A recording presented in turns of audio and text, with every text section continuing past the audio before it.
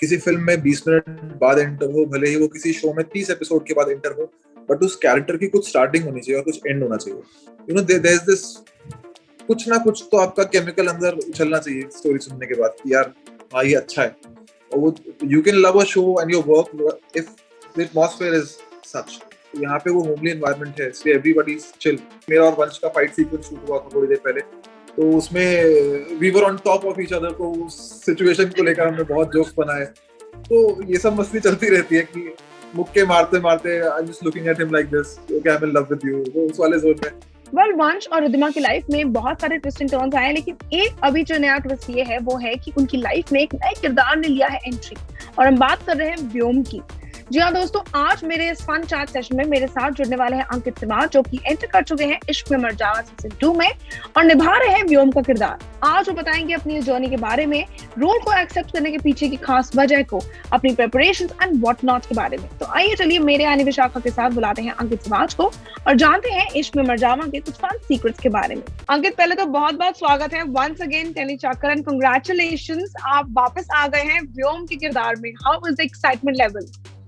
Thank you so much, really very excited. जब ये character मुझे ऑफर किया था प्रोड्यूसर्स ने कॉल करके कि ऐसा कैरेक्टर है, व्योम है, स्टाइलिश गैंगस्टर है और इस तरह से एंट्री होने वाली है, the show is moving to Voot, so I was all the more excited कि ठीक है अभी थोड़ा सा वेब की स्पेस में शिफ्ट हो रहा है show, and the shooting patterns are going to change, the lighting, the shot taking, the writing a bit, it has to move shift towards OTT. Premises same रहेंगे, लुक एंड फील सेम रहेगा, क्योंकि एक show 1 साल से चल रहा है, लोगों को उस तरीके से देखने की आदत है, तो बहुत ड्रास्टिक चेंज नहीं हो सकते, but still things are going to change in for better. इतना बड़ा शो है, इतनी बड़ी ब्रांड है, उसका पार्ट होना ही एक बहुत बड़ी बात है, and the people have accepted within a week, it's overwhelming. अक्सर क्या होता है कि जब आप स्टार्टिंग से पार्ट हैं, the audience are connected from you from day one itself, और जब कोई नया कलाकार बीच में जुड़ता है तो उसके लिए अपने लिए एक जगह बनाना थोड़ा बहुत मुश्किल हो जाता है। What do you prefer as an actor?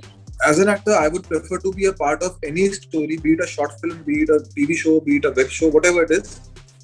I would want to be a part of a story from some beginning of that character to some end of that character.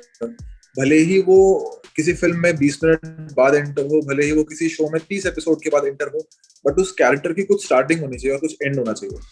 That's what I ask whenever I get casting calls or I get calls from production houses. मैं ये पूछता हूँ भाई इसकी story शुरू कहाँ से होती है। I don't mind उनकी लाइफ में क्या चल रहा है, शो में क्या चल रहा है, who are the other characters, उनकी क्या इंपॉर्टेंस है। मुझे अपनी कैरेक्टर की स्टार्टिंग और एंड जानना कि उसकी कहानी मुझे पता होनी जरूरी है। And if I feel that character is making some change in the show, if he has an impact in the show, उसकी वजह से कुछ बदलेगा, then I am on. बेहद में भी यही हुआ था, बेहद भी कितना 60-70 एपिसोड हो चुके थे। Then they called me for Vikram. अब उन्होंने मुझे विक्रम की स्टोरी बताई कि he was involved with Maya's character few years back, और उसका नाम मेंशन हुआ है 1-2 बार शो में, और उसकी एंट्री होने से कुछ चीजें होंगी, लाइफ बदलेगी सबकी। So that excited me। अभी इसमें ये है कि अब इसके आने से चीजें चेंज होंगी, और एक बैक स्टोरी है वंश के साथ इसकी, and you know there is this, कुछ ना कुछ तो आपका केमिकल अंदर उछलना चाहिए स्टोरी सुनने के बाद कि यार हाँ ये अच्छा है। तो जब वो फीलिंग आती है then you say yes without thinking anything else। But हाँ, अगर एक शो में आप पहले दिन से पार्ट हो, nothing better than that। But were you following इश्क में मर जावा any season? Had you seen like you know थोड़ा एपिसोड आपके ज्वाइन इन करने से पहले? क्या आपने एक बैक स्टोरी देखी थी? ज्वाइन करने से पहले आई वाज ब्रीफ, और मुझे पता था इस शो के बारे में। तो 1 साल पहले जब शो की बात चल रही थी, शो की चीजें, शो बिल्डअप हो रहा था, I have a few common friends who are working in the company, और तो मुझे पता था शो में क्या होने वाला है, किस तरह का शो है, तो आई हैड अ क्लू। उसके अलावा इंस्टाग्राम पे जगह जगह यू फॉलो चैनल्स, तो उसमें क्लिप्स आती रहती हैं, तो पता रहता है क्या चल रहा है। I have never followed the show as in, मैंने कभी एपिसोड नहीं देखे, बट हाँ I know what was going on, what was the track, कौन कौन लोग हैं, किस तरह से परफॉर्मेंसेस हैं, किस तरह से शो का लुक एंड फील है, तो वो सब मैं I was up to date. Show मिलने के बाद मैंने 3-4 एपिसोड्स देखे आखिर में। How has the fan response been for you? Because you know initially जब हमारे वंश ज्वाइन करे थे कास्ट, तो उनका भी वो ना strong brooding the mystery man, वो गैंगस्टर वाला रूप था, और अब व्योम भी जब आ रहे हैं तो कहीं ना कहीं वो भी उसी स्टैंडर्ड्स में एंटर कर रहे हैं, लेकिन व्योम का अलग ही पूरा you know the whole look and feel and the whole role vibe of Vyom है। तो फैंस का रिस्पॉन्स कैसा रहा है? Are they comparing you and Vansh as characters और what is it like? Shockingly, मतलब जो जनरली होता है जब कोई नया कैरेक्टर एंटर करता है, people start comparing two of the characters who have similar traits. Shockingly ऐसा नहीं हुआ. मतलब बहुत ओवरवेलमिंग फीलिंग है. बहुत अच्छा फील होता है कि जब आपको पता है कि फैंस और जो ऑडियंस है इस शो की, they are so positive. The way they welcome me, जिस तरह से मैं पोस्ट पढ़ता हूँ या ट्वीट्स आते हैं, तो पता लगता है कि वो कितना प्यार करते हैं शो को, because they are loving every character. वो किसी को ऐसे उनका नेगेटिविटी होती है ना कि ये क्यों आ गया या इसको हटाओ, जनरली वैसे ही होता है. पर इस बार पहली बार ऐसा हुआ है कि वो चीज फील नहीं हुई. Nobody is hating this character. They're wanting more of it. कि यार और हमें थ्रिल चाहिए, और जानना है इसके बारे में, because the show is becoming more interesting because of this. So they're not bashing. And even if they are abusing this character, they are mentioning it in brackets कि this is not for you, Ankit. This is for the character because you are doing it just so well. तो उस तरीके से तो बहुत अच्छी feeling आती है कि that you've been welcomed with so much of love. Set पे हमने हमेशा देखा है रिद्धिमा यानी कि हेलिशा और राहुल सुधीर को कुछ ना कुछ फन मस्ती करते हुए, तो आप उनकी वो मस्ती में, उस डियो की मस्ती में कैसा वो अपना तड़का लगाने वाले हैं? कैसे तड़का लगाया है आपने? कोई भी सीन आता है तो सीन की सिचुएशंस को लेकर हमारी जोक शुरू हो जाते हैं. अभी मेरा और वंश का फाइट सीक्वेंस शूट हुआ था थोड़ी देर पहले, तो उसमें we were on top of each other, तो उस सिचुएशन को लेकर हमने बहुत जोक्स बनाए. तो ये सब मस्ती चलती रहती है कि मुक्के मारते मारते I am just looking at him like this, okay I am in love with you, तो उस वाले जोन में. So we have a lot of fun. कोई क्योंकि इंटेंस सीन्स आते हैं, मोस्टली बहुत ड्रेनिंग होते हैं इमोशनली, गुस्से में या इमोशनल होना, ये सब चीजें. तो एक सेट का माहौल अगर हंसता खेलता रहता है तो it shows on the screen, and that's why people are loving it, because they can feel the vibe कि यार ये लोग यहाँ पे अच्छे से काम कर रहे हैं. They are loving the show, that's why people are loving the show.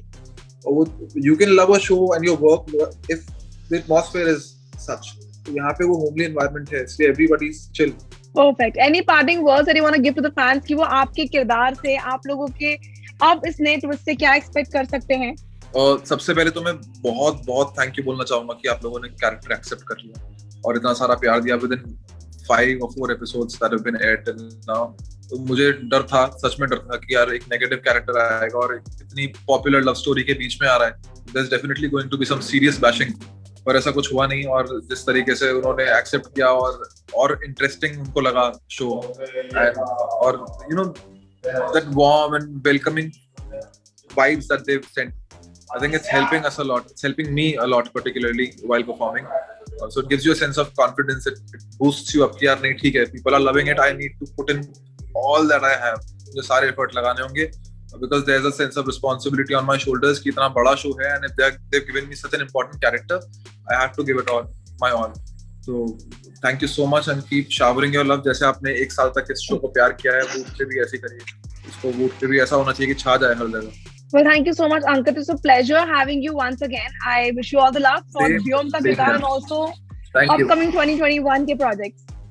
Thank you so much. Thank you so much. Bye-bye.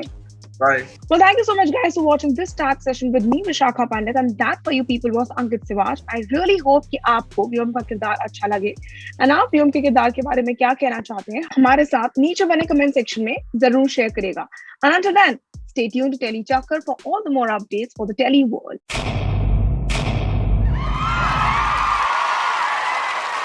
Know all about the Telly world by subscribing to Telly Chakkar's YouTube channel. Don't forget to hit the bell icon to stay updated to our new videos.